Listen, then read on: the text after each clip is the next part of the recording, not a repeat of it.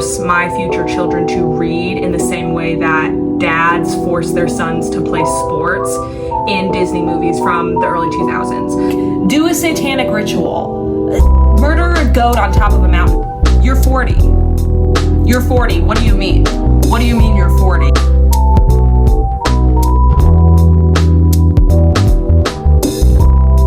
Hi, welcome to my channel. My name is Leia. The lighting is so bad because it's rainy and gloomy outside. In this video, I'm going to continue to read through my physical TBR. All of my books are wrapped and numbered, so I'm using a random number generator to select what my next read is going to be. The number I'm choosing from is 1 out of 58, so I'm going to pick my next book now, and I got number 2. Perfect, it's right here. I'm hoping for something light and like fun, doesn't require a lot of brain power. Like, I've been reading books lately that I think have been challenging me a little bit, and I want something to balance that out.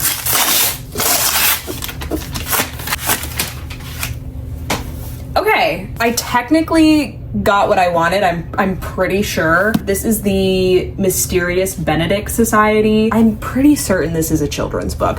And I know this is an out-of-pocket thing to be on my shelf. My friend bought me this for Christmas. We did a whole thing where we thrifted each other gifts. And she got me this. I don't know, shout out Maddie. I don't know if she realized that this is a children's book. I'm like 80% sure this is a children's book.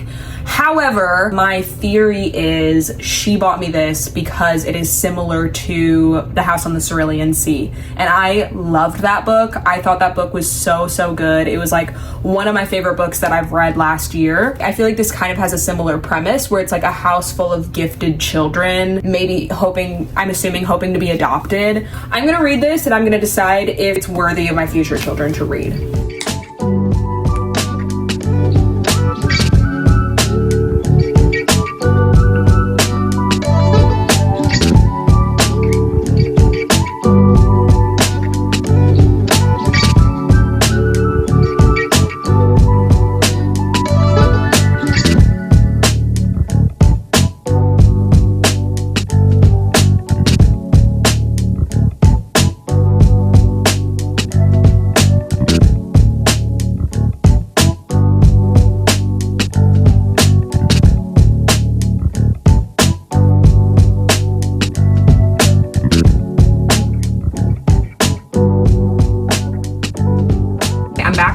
Today I'm dog sitting for my friends, but I did finish the Mysterious Benedict Society. I thought the book was good. I don't think I'm gonna have all that much to say about it other than it was cute and I liked it.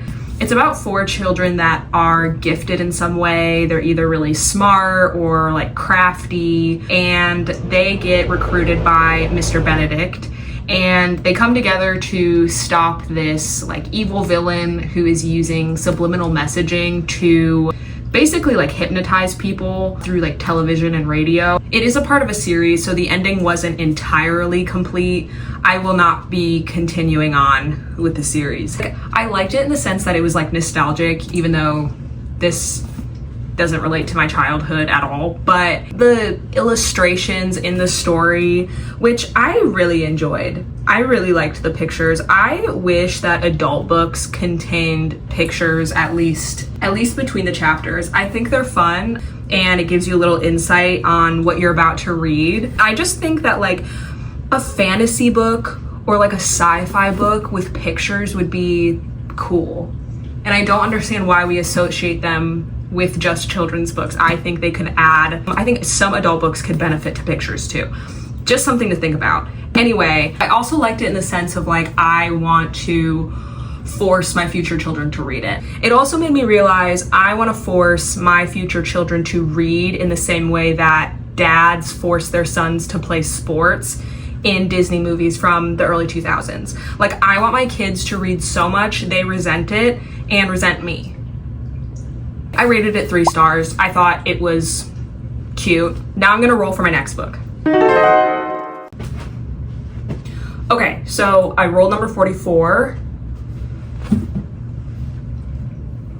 I rolled number 44. This is perfect because it's already partially open. Why is this paper? Okay. Oh wait, this is also proof that it's number 44. I can just pull it out actually. Oh, I actually forgot I owned this. A Short Walk Through a Wide World. I think this is kind of scary or like a thriller maybe. I remember buying this because it was on sale. I forgot what this is about.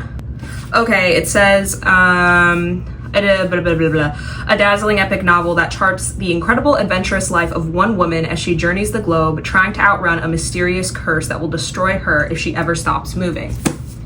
So I think that sounds fun. But as I mentioned, I'm dog sitting today, so I'm going to hang out at my friend's house and bring this with me while I watch her dogs. Okay, fine.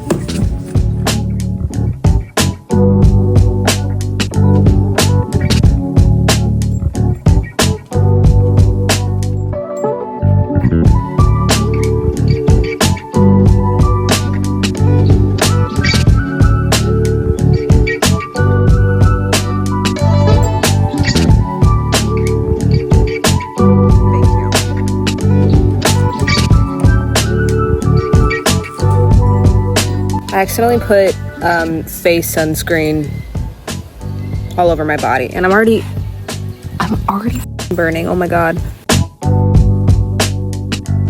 Oh, I think I read like 2 chapters outside because I was so hot and miserable. I couldn't do it. The dogs wouldn't even hang out with me. They were so hot. I think, I mean, it makes sense. They have like a full coat on. Like, I was trying to relax and tan outside, and they were like staring at me like, are you serious right now? And so I put them in the house, and I think I stayed out there for at least an hour. It's so humid. I'm like having trouble catching my breath. The UV's at like 9. I got burned. That was my time outside for the day. Ugh.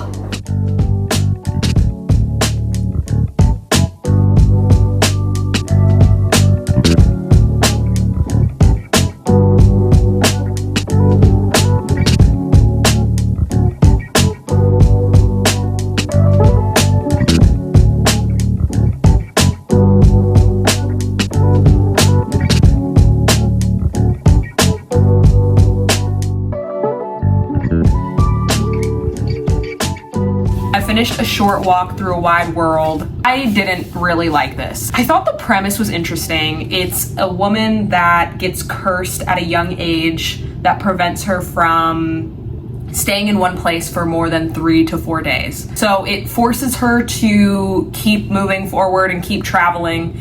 If she stays in a place for too long, she starts to die.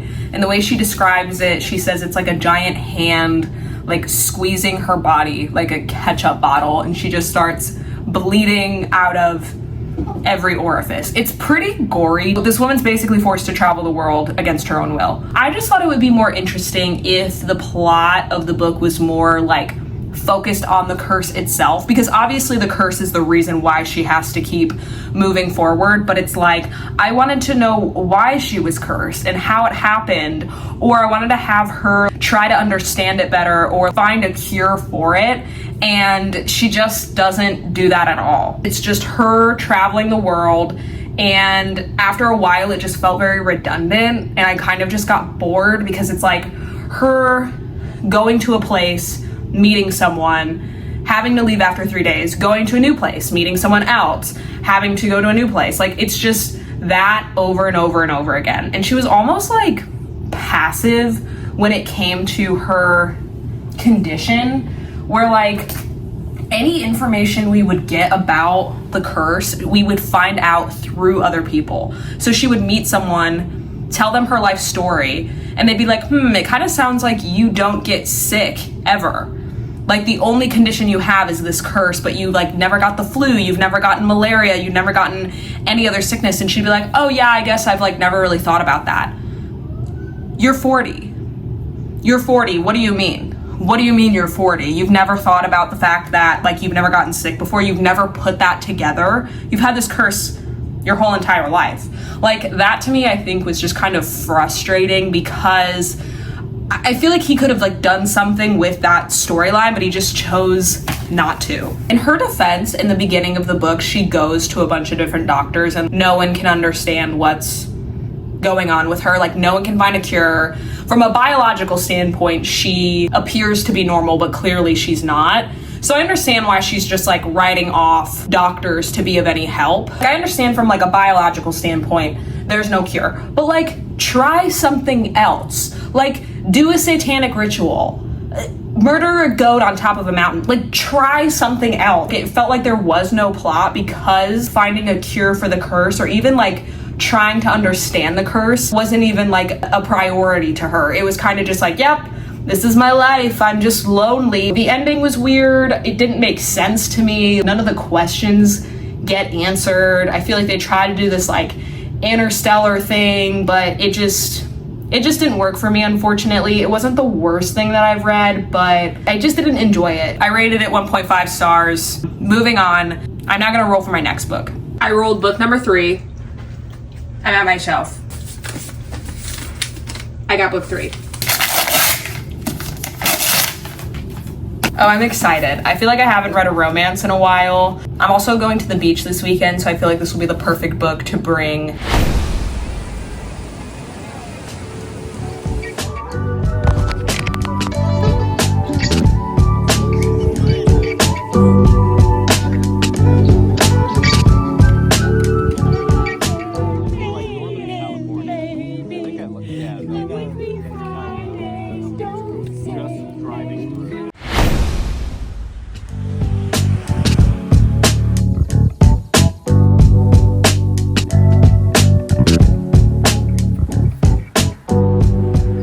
I finished Book Lovers by Emily Henry. I didn't have any updates. I honestly couldn't put it down and I did not want the book to end. I loved it so much. This is about Nora, who is a book publisher in New York City. She's known for being a shark is what people call her. So she's very career driven and she's insecure that some people think that she is basically like heartless, completely unempathetic, and will do anything to get ahead in her career. She ends up going on a 1-month like vacation with her younger sister. She feels like she hasn't been as close with her younger sister recently, so she really wants to use the time to get close with her again. And while they're on this vacation, she runs into her like arch nemesis in her career, Charlie Lastra. I really enjoyed it. Nora is an older sister and her personality and like characteristics definitely fit into that. She's very protective. She kind of takes a more of like a caretaker role for the people in her life. I feel like she kind of likes to have control over things. While I couldn't like relate to Nora, I really enjoyed her character and the way that her character was written. I feel like in the past I've read books that have their female character have like a similar personality, but they end up being really overbearing and kind of just like have a stick up their ass, and I end up finding them to be pretty unlikable. But with Nora, I felt like I really understood and empathized with how her being an older sibling and having to take a lot of like responsibility and parent her younger sibling. But I really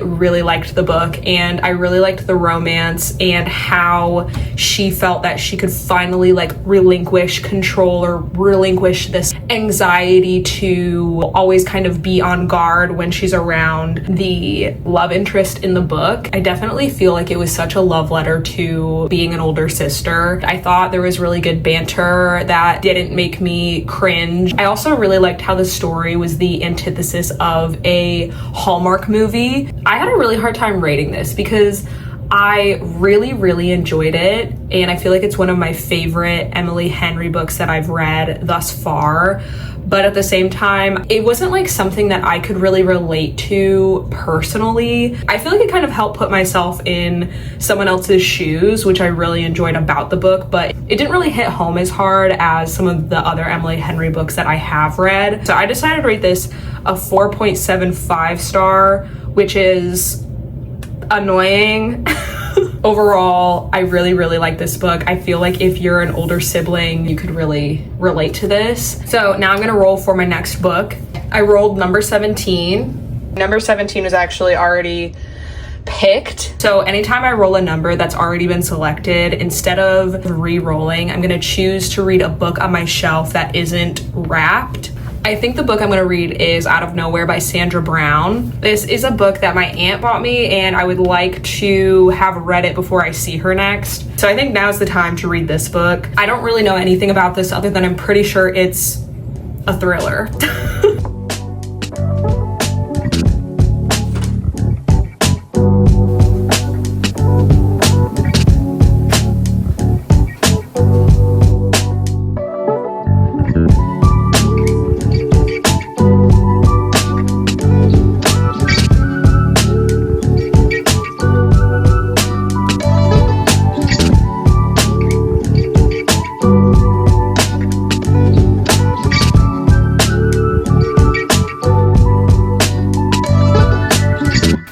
Hi, it's me in a nondescript white shirt. I finished Out of Nowhere by Sandra Brown. This was a thriller about a mass shooting in a Texas county fair. We're following the perspectives of two of the victims. There's Elle, who lost her 3-year-old son to the shooting, and then Calder, who did not know Elle previously to the shooting, but tries to protect her son and ends up getting shot in the shoulder. A romance does develop between the two, which I hated every second of. It definitely wasn't non-consensual, don't get me wrong. Both people were interested in each other, but I just felt the way he pursued her he was doing a lot of assuming. I feel like they had very limited interactions with each other and he was just going off of a vibe.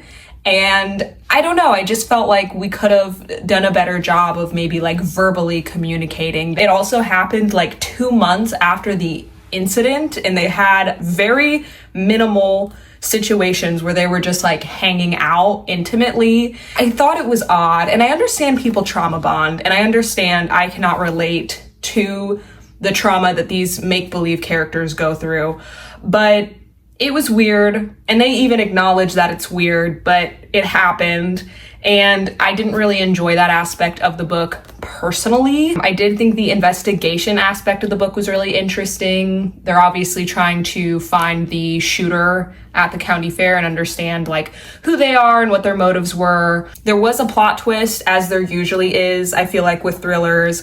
I wasn't expecting it. I thought it was like a satisfying ending. I didn't think the book was bad. Like I thought it was fine. I almost feel like I have a hard time rating thrillers in general. Like I feel like I need to rate them within their own scale because it's just not my favorite genre. I feel like they're fun and they're entertaining, but I'm never gonna think about them ever again. I rated this a 2.5. But I feel like as far as thrillers go, like it's really not bad. Like I think it's good. I just personally didn't like the romance aspect. That was Out of Nowhere by Sandra Brown. I think that is gonna do it for this video. If you've made it this far, thank you so much for watching, and I will see you next time.